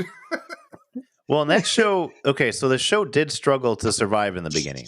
And that's why they brought in Rob Lowe and Adam Scott, was that they needed a little bit more star power. And the show kind of changed directions once they came in. And Adam Scott is a character that I easily identify with because he is just living his nerd life, doesn't really care what other people think. He was it the one day when they're doing the treat yourself day, and they're like, you know, and they're doing all these things. They're like, what do you want to do? They're like, treat yourself. And he's like, there's one thing I want to do. And next thing it shows him in the dressing room dressed as Batman. Yeah. And then at the end of the episode, he gives like mail to Aubrey Plaza, who's like sitting there because he's living with them and he's still dressed as Batman. Yep. Easily. Like, and I guess Adam Scott's like a huge nerd too, like in real life. Yeah. But man, both y'all have talked about it or them already. I fucking love Aubrey Plaza. mm-hmm. Just man, that show put her on my radar. She's fantastic. She is so funny in everything she's been in. Like one of the funniest women on the planet to me. Yeah, I agree. Did you ever see the movie The To-Do List? Yes. That movie made me laugh so fucking hard. She's just ridiculous in that movie, and it's kind of like a gross out sex comedy to a degree. Yep. But it's so goddamn funny, and it's because of her. Her and Bill Hader, Bill Hader is one of the funniest people alive as well. But I absolutely love that one. Another movie she's in that's just fantastic is Mike and Dave Need Wedding Dates. Yes, that's a good one. I love that movie. My wife and I have to watch that every couple of months just because we both think it's hilarious. Like, we're going to get tattoos based from that movie alone. What was the other one she was in? Was it Dirty Grandpa or Bad Grandpa or something? I got to look it up. Bad Grandpa. Yeah. No, it was Dirty Grandpa with Robert De Niro. Dirty Grandpa? Dirty Grandpa. Maybe I'm mixing that up with Bad Santa. Yeah, well, with Robert De Niro and Zac Efron, and Aubrey Plaza is like in love with Robert De Niro's character, and there's like a huge age difference, and like in the end, she ends up pregnant. Oh, what movie was that? That was Dirty Grandpa. Yeah, that was a funny movie. I've seen that or not, but I remember that. I haven't seen that. Read it out by the trailer or something. Yeah. It was really funny. It was just one of those ones that you only really have to watch it once. It's not really rewatchable, but it was pretty funny. I mean, it only got a 6 out of 10 on IMDb, but you know, funny is funny. No. Yeah, maybe I probably have to see that. Yeah, no, that's a good one. Cool. Rick, why don't you give us another one? Well, this is my number 2, almost pretty much tied with The Office. It's Always Sunny in Philadelphia. Yeah. I pretty much do the Charlie work around Spit Take Podcast. We have him clubbing rats in the studio. Yeah. Dennis is my favorite character. He just I am a golden god. Just he's a psychopath, and there's YouTube has videos up, theory videos of how Dennis is a psychopath. I love the Dennis system. Yeah. Separate entirely. And I don't know. It is hard to pick one because Mac's so funny. He's got the Mac system, and Yeah. then the episode where Mac is proving evolution wrong. Mac wants a crucifix with Jesus on it in the back of the bar, and he's like, "We need more blood. We need blood all over it." Because science is wrong sometimes. And then, oh my god, and Danny DeVito, of course. Danny DeVito is God to me. Caitlin Olsen is hilarious. Caitlin Olsen, she's so funny. She is one of the funniest women ever, and she, like, what's so great about her is she hangs with those guys. Like, there's not too many women that could probably hang with those guys. Actually, all the women, like, well, I don't think the waitress could do it too long. I know she's married to Charlie. Yeah, but like, I couldn't see anybody else doing Caitlin Olsen, Sweet D's job. There's not too many women that can do what she does. Mac and Dee are married too. Yeah, Mac and Dee are married in real life. Yep. But yeah, Sean, you guys talk about Sean William Scott. I like the episode with Sean William Scott, Mac's cousin. That's a good one. Doing badass things. I like when Mac and Charlie go to Ireland to find like Mac's heritage or whatever. Yeah. They're just like ripping books and throwing these old ass fucking books on the floor. Just like, no, nothing. Yeah. My favorite episode is with the boat. The boat was the best. When so the best part is like when they, you know, because Dennis keeps talking about the implications, and then they're in the boat shop, and Mac's like, "You keep talking about these implications. What are these implications?" And he's like, "Well, you know, women come out on the boat, and you know, they're in a little bit of danger. They feel like they're, you know, hey, we're going to have to do something in order to go back." He's like, "It's kind of sounds like rape." Like, no, it's not rape. It's just an implication. It's just implied. He's like, yeah, like implying that you're going to rape them. And he's like, no, it's the implication. Oh my god. That show is so wild. Yeah.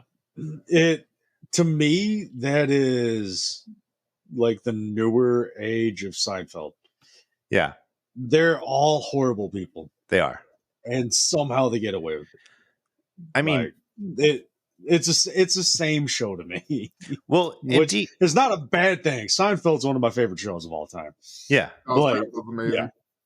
No, well, and Dee and Charlie, you know, they have an entire episode where they get hooked on crack. Yeah, I was gonna say that. My favorite is like how they're like, "What's the worst that can happen?" And then it says Frank sets Sweet Dee on fire.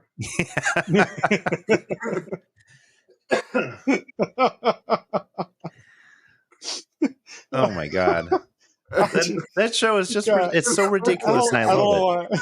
Favorite line of all time. They got the cats on the conveyor belt, and they're like, "What? What are we gonna do? They're gonna see our arms, man. They're gonna see our arms just chopping cats." And they're like, "Let's chop cats. Let's chop cats." They're like, what are we supposed to do with our arms? Oh man, yeah.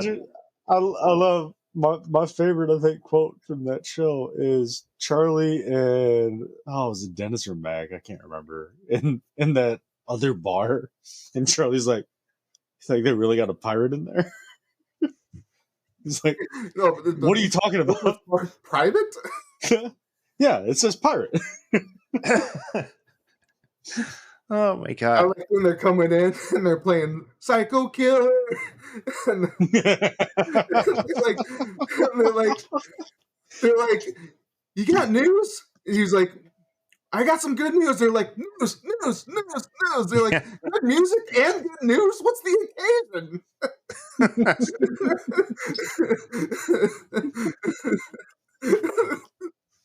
Oh my god! And then they had Lex Luthor on in the beginning of the they did. Let's go on to the next one. Sam, you got one more. Give it to us. Yeah, I'll give you one that I didn't put on my list, but I realized is probably my favorite, would be Reno 911. Oh my God, yes. I can't believe I didn't see that on anybody else's list. That show, there are so many great moments from that show. From just New Boot goofing to oh, what's his name? Terry. Terry. Yes. Terry. Nick, played by Nick Swardson. Nick Swardson, yeah. Oh my God. Amazing. He plays like the bisexual guy on skates and like the halter top. Yep. Oh my God. The halter top, short shorts, skates. His stand up after doing that was hilarious because he talked about it. He was like, "Now everybody thinks I'm gay." Yeah. Well, and he had the best lines in that show. Like anytime I saw Terry, I got excited because I knew I was going to be in for a laugh. You know, it's like, hey, Terry, when they would come up, hey, Terry, like, we've been getting reports that you've been giving people hand jobs here on the corner. He's like, what? No, that's ridiculous. Who would ever say that? He's like, I'm waiting for my girlfriend. And they're like, you're waiting for your girlfriend? Yeah. He's like, yeah. He's like, I don't know. There was another guy over here giving hand jobs. And he's just like, they go through this whole thing. And like, sometimes it turns out what he was saying was true. Yep. I like that Lieutenant Dango, he had a crush on Deputy Jones. Yeah. But then Trudy wanted Dango. And Trudy, she's another one of the funniest women in the world. She is. She was hilarious. She doesn't get enough. Actually, all those women, wasn't there like three of them? All three of them were hilarious, but particularly Trudy, she was funny as hell. Yes. No, the black cop is my favorite. The black woman cop. What's her name? She was really funny. She was. But I thought Trudy just was like this nerdy little girl. And she's dating the serial killer. Yeah. Yes, I remember that. But no, I can't. What's the black woman cop's name? Rainey.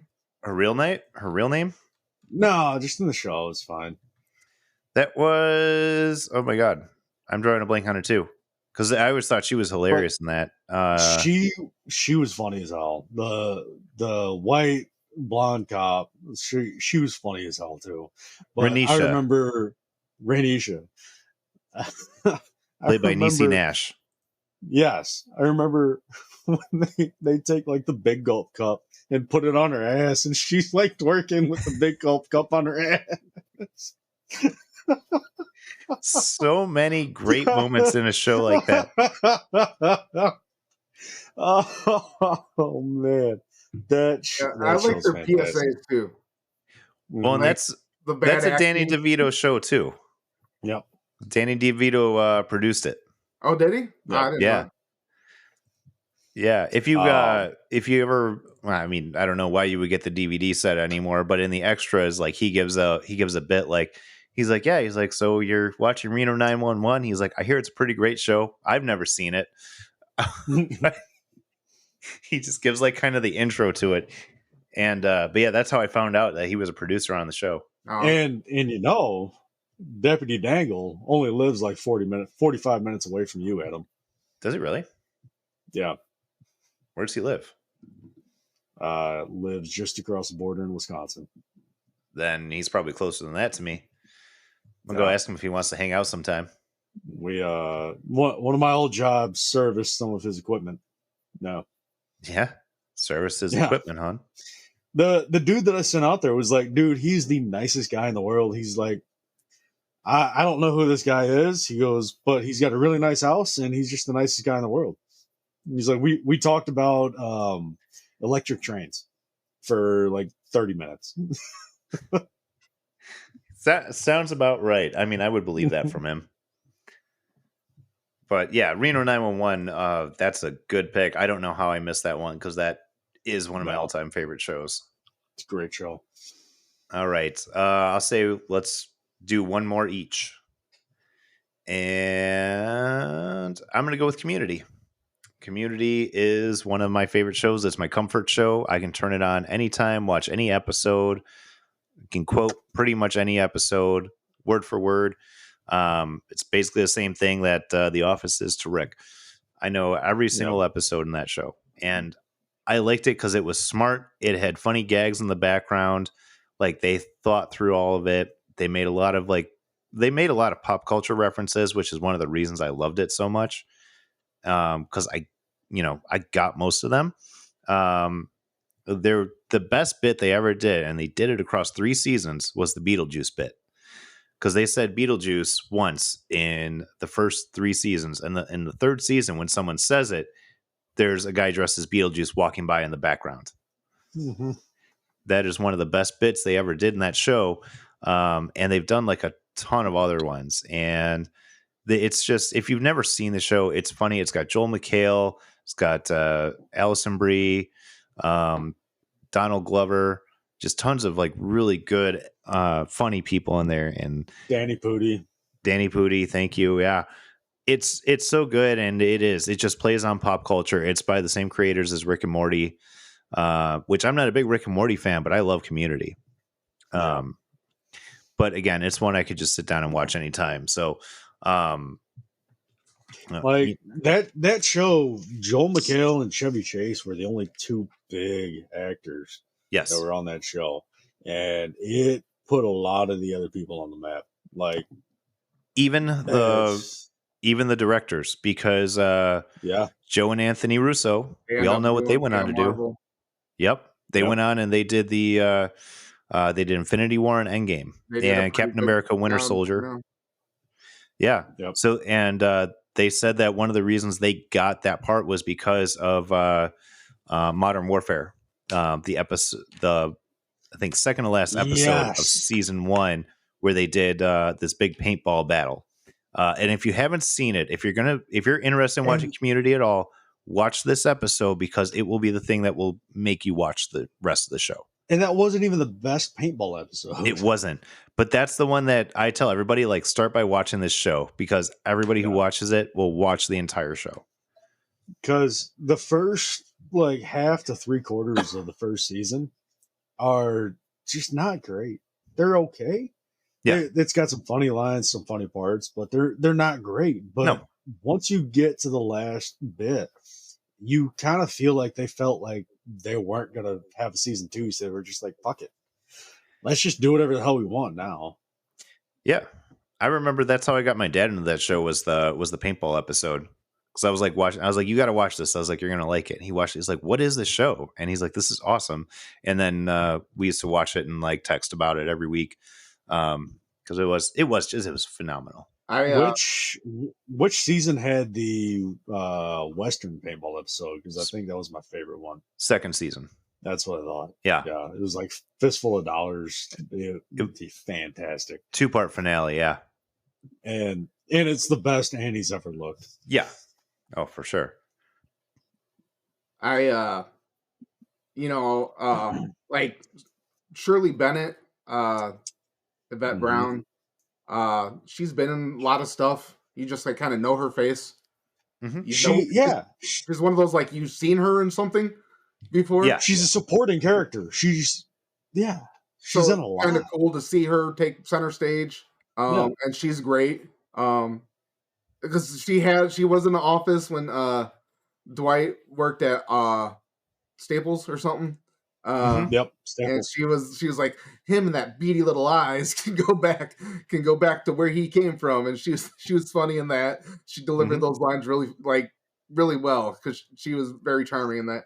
And so it was great to see her in Community, and I thought Community was just the perfect ensemble. Like, everybody played their parts, and everybody's personality was perfect. Donald Glover and Danny Pudi were just perfect together. Like kind of like JD and Brown Bear. Like, that's the friendship that you want. And they were awesome, and they were both nerds, and they were funny and charming, and I loved them. Allison Breeze, that crush that you have, maybe even Jillian Jacobs too. And it was great seeing Chevy Chase again too. Yeah. after years of kind of not seeing him. Like it was all like you're kind of like, man, he got old. But Yeah. uh, Let's go back to Vet Nicole Brown, because she had actually one of my favorite episodes where she's just trying to talk to what's his name, the main guy, Joel? Joel, yeah, Joel McHale. Yeah. She's just trying to talk. Jeff Yep. Winger. Yeah, she's just trying to talk to Jeff the entire episode, and he finally breaks down and lets her actually talk to her or talk to him. And she's explaining why she's a middle-aged woman going back to community college. And it's almost heartbreaking, but then they get to just start talking all catty about all the things that are going on around them, and it's hilarious. They were great together. mhm. There's so many good episodes, and it'd be tough to like go through all of them. But I could. Joe was. We could have an entire episode on it. Yeah, We could. But Joe was like, I only seen him in that. What's that E entertainment show? yeah. The Soup. Soup. Yeah. The Soup. He was on that for a long time. I was like, wow, he's on a show, and he was so great in it. He was a prick, but like he's always like learn a lesson.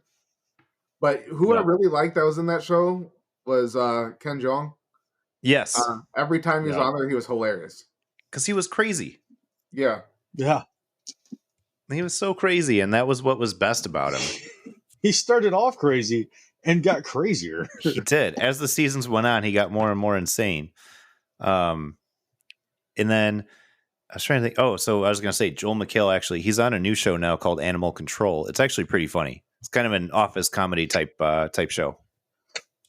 So if you're wondering what he's up to. Yeah. Nice. Cool. Rick, why don't you go ahead? I had to put some thought into this. And I was going to pick Curb Your Enthusiasm, but then another one caught my eye. The IT Crowd. Yes.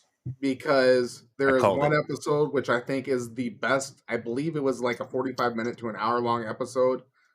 Best whatever long episode, minutes of TV you will ever watch, and it was made in England, and I'm going to give England some love, was the episode called Gay the Musical.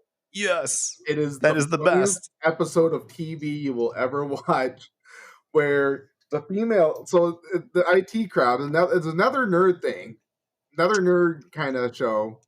Hold on, let me pull up IT Crowd list. Moss is like the nerdy guy, and then Roy is kind of he's a nerd, but he's kind of more with it. And Jen is like their manager, and they think the guy she's dating is gay. Hold on, we about to get another Ricksplanation?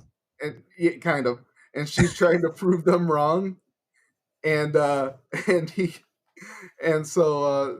he comes in and he invites her to a musical, and the musical's called Gay. and they're like, see, and she's like, that doesn't mean anything. That just tells you everything you need to know. And they go with them. They go with her. And you gotta watch this. I don't want to spoil it all, but it's the funniest episode because Moss is just this weird guy, and he somehow gets stuck behind the bar and he doesn't know what he's doing. It's just wacky shenanigans because he doesn't know how to bartend, and he's like breaking the glasses and stuff like that. And he's like, "Oh, I'm so zany," and then Roy needs to use the bathroom, and he can't get in there, so he goes into the handicap bathroom, and then someone knocks on the door, so he falls on the floor, and there's like, "You okay in there?" He goes, "I'm disabled," because he doesn't want them to know he's using the handicap bathroom, so he has to act disabled now. And they're like, "What happened to your wheelchair?" "It was stolen." How'd they get in here? The rest of the episode, he has to act disabled. Like someone stole his wheelchair and people are trying to help him. Such a good one. It's so stupid. So you have to watch it. I think that was the episode you showed me to get me into that show. I told And everybody to get it, and everybody says it's one of the funniest things they've ever seen. I think it's the season 2 opener too. Yeah, and so like his bosses are funny. What's his name? Douglas Reynolds. Yeah. Matt Berry plays the second boss. The first boss is the dude's dad, but he ends up committing suicide. But he's hilarious. It's a like this is gonna sound bad, but it was a funny suicide. It was. The way he even jumps out the window is funny because I can imagine it in my head and thinking how funny it was. Suicide is not funny. We take it very seriously here on Spit Take Podcast. If you have a suicide crisis, please call 988, and that will get you in touch with the suicide hotline right away. But that was a funny suicide, and also, go ahead. Did you have to say something, Adam? That was my favorite after school special ever. Right there, right? Yeah. The more you know. But Matt Berry takes over after, and it's his son. And Matt Berry is just a sleaze bag of a person. And he's a good actor, too, because he plays in that vampire show, too. Yeah, What We Do in the Shadows. What We Do in the Shadows. He's so funny, and like his stuff in that show is so great and over the top. Like there's 2 bits that sticks in my mind. The first one is where he goes to get the love potion. So he goes to like India to get a love potion to use on Jen. At the end of the episode, you find out that it's just a roofie. And he ends up taking it himself, and he starts hitting on Moss and Roy because he mixes up the tea. That was so funny. And then the other good one was where they tell him, like, hey, listen, we have this big insurance thing. Like, you just have to stay in your office. Don't touch anything. Don't do anything. They're like, just don't do anything, and this will all go away. And he's sitting there, and he's like, And he opens his desk drawer. He's like, a gun. And he pulls it out, and he's like, I wonder if it's loaded. He just points it at his mouth and starts pulling the trigger. It's not loaded, but how stupid are you? I swear to God. Now I want to watch the IT Crowd. I'm watching this now. Oh, God, one more. It's been a while. One more from Matt Berry. And that's when he's dating the woman who used to be a man. She tells him, she's like, I used to be a man. And he's like, I don't care. And then later in the episode, you find out he misheard her and he thought she said she was from Iran. So he's been sleeping with her. And then finds out at the end. Yes. I've seen that clip. I've never seen the show. I've seen that clip. It's so funny. So good. This show is so good. Oh my God. Oh my God. Yeah. I gotta watch it now. Okay. Yeah. I'm gonna die. That's amazing. Yeah, if you haven't seen the IT Crowd, it is one of the funniest shows I have ever seen. I would highly recommend it. And I am not big on a lot of like English shows. So check it out. Cool. All right, Sam, give us your last one. All right. My last one's kind of an honorable mention. It's one I've always enjoyed, but I've never felt like I've gone out of my way to watch. It's The League. Yes. Basically about a group of people that are in a fantasy football league. And beyond that, it's hard to describe, hard to explain. But it's just funny from like you've got one of the main people who in the first like 2 seasons, his wife runs his fantasy league because he sucks at it. Yeah. And then they find the rest of the league finds out that she runs it, and they invite her to the league to have her own team, and he's got to do it on his own. You've got the one, my favorite character in it, Taco, who just takes whatever and does really well every single time. He wins one year. Yeah, which it proves it's all bullshit. It doesn't matter. It's gambling. That is a great show. Any given Sunday. Yeah. That is a great show. I love that one. I've watched that one all the way through a couple of times. again, all the characters are good, and all of them are kind of assholes. They're like just like an asshole group of friends, but it's also the kind of people that you look at and you're like, you can relate to. You're like, that's how I am with my buddies. That's how we like to hang out too. But they're just such dicks to each other, and like while it's about a fantasy football or a group of people playing fantasy football, that's not what the entire show's about. That's just the catalyst to get you into their weird stories and just like the misfortunes that happen to each of them. Like it's always so good. But yeah, if you haven't seen that one, you'll love it. It's great. So what's the name of the trophy? They changed it a couple of times. It was it was his girlfriend. The Shiva. The Shiva. This was his ex-girlfriend from like high school or college or something. And they got her like high school picture on it and everything. and later they finds out. Yes. Was the best character because he had the best quotes. My favorite one, I had to look this up to make sure I get it right. I get that you guys are skeptical.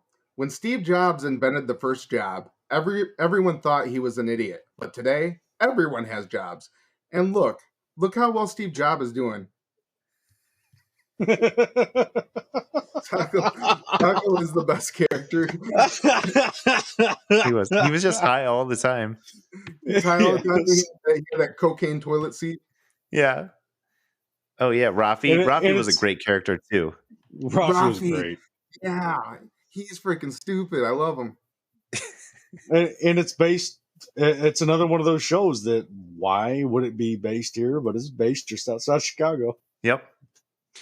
And God, one of the funniest ones. I forget what the name of the toy was, but like they tell Taco to break into their house to scare their daughter away from this toy. It's like a tickle me something or other, and they're like, break in there. It's whatever the show's thing was. So he's dressed up as the character and he goes into the house and like tries to scare her. And she gets up and gets really excited. He's there. And she's like taking him around the house, like, let me show you my things. And he's like, and he's like, and this is his niece. And she's taking him around the house. And she's like, he's got a pillowcase and she's putting things in the pillowcase. And he's like, nah. And he points to the laptop and she puts the laptop in. And he just basically robs his sister, brother, his sister, it's his brother, his it's sister his brother. and brother-in-law. Yeah, just basically robs them. It's just those weird antics are just so funny. Yes. Oh my god, yeah, that's good pick. Fuck. There's so many good episodes in that show that, like, again, it's one that I couldn't pick out my favorite. Like I said, it's one of those shows that I feel like flies under the radar. People don't think about it until it's on, and then they're like, "Oh my gosh, this is such a fantastic show!" It is the one about the fear boners. Yeah. Well, I think it was a Spike TV show, though, right? No, it's FX. Was it FX? Okay, yeah. never mind. Yeah. And just as a side, it's like the closest my wife has ever gotten to watching football and understanding football. So she loves the show. That's how I know any football players' names. Yeah. Well, none of them are playing now. From 15 years ago. Yeah. No, I need them now. Yeah, no, I need the league to do a reboot so I can know anything about football again. I'm in. We'll just get Aubrey Plaza and Let's do an all-female reboot. They always are successful. But we've got to have one guy. One guy. Yeah, one guy. Chris Hemsworth. That would be funny. I'd watch it. Cool. Are we all wrapped up? Is there any other ones you guys want to talk about? We're already at 2 hours. Who gives a shit? Psych. It's great. I count that as a sitcom. It is a situational comedy. Agreed. I like that show. Regardless of whether it's a sitcom or not, I like that show. It's funny. Yeah. It's great. If you want to know what it's about, look it up. We'll talk about it another time. I think do your own work. I think we'd be remiss because I think we all probably have an affection for How I Met Your Mother. Yes. And Sam's shaking his head. I think Marshall and Barney, for me, are the two best characters in that show. Are the funniest characters in that show. They're different kinds of funny. Um, although Robin's pop star uh, arc is funny to me. And Allison Let's go Hannigan, to the mall. yeah, and Allison Good Hannigan day. is always a crush of mine. And Ted, I could live or go without him, and I don't care what anybody says. I like that ending. You hear that? You hear that? It's I like the ending. how you talked about Scrubs earlier is how I feel about How I Met Your Mother. It's like Okay. I was kind of forced to watch it. It's okay. I'm not gonna put it on any lists. Well, me and Adam have an affection for it. I do like the No, show. that's fine. People like things. Yeah, I like the show. I've watched through it several times. And I agree. Barney's a great character. Marshall is probably my favorite character at the end of the day. But the whole cast is good. I will say how Marshall dealt with his dad dying. Yes. Like I did, like I felt that. Yeah. My dad's still alive, but man, I felt that. I felt the emotion, the pain. Yeah. Well, and hey, another show Sarah Chalk was on. Yeah, it's true. She was the best part of the show. But she didn't get Star Wars. Yeah. Yeah, that lost some points So there. she had to go. So what? It's still Sarah Chalk. She's still hot. Still Sarah Chalk. Disney killed Star Wars. Yep. But yeah, no, I loved How I Met Your Mother. So many good moments in that show, and I don't even think I could name a lot of them off the top of my head, as well as I can name some of the other shows we've talked about. But I can even relate to Barney having a daughter. Yeah. In the end, where I'm just like, I look Spoilers. at a young woman now as a 40-year-old man, and I'm just like, where are your clothes, young woman? Like, I'm not a pervert. Like, I'm just like, why are you dancing like that on TikTok? Put on some clothes and go get a degree. Is that the secret? Is that what we need to do? Take our clothes off and start dancing on TikTok? Is that how we get more listeners? My wife told me I look pregnant. Some people are into that, so they are. I'm gonna need more propane. I gotta heat up this garage. Thank you all for coming to listen to or watch another episode of Spit Take Podcast. We are Adam, Rick, and Sam. And you can find us on Facebook, YouTube, Spotify, Apple, or wherever you get your podcasts. What have we got to say, Rick? level up, guys.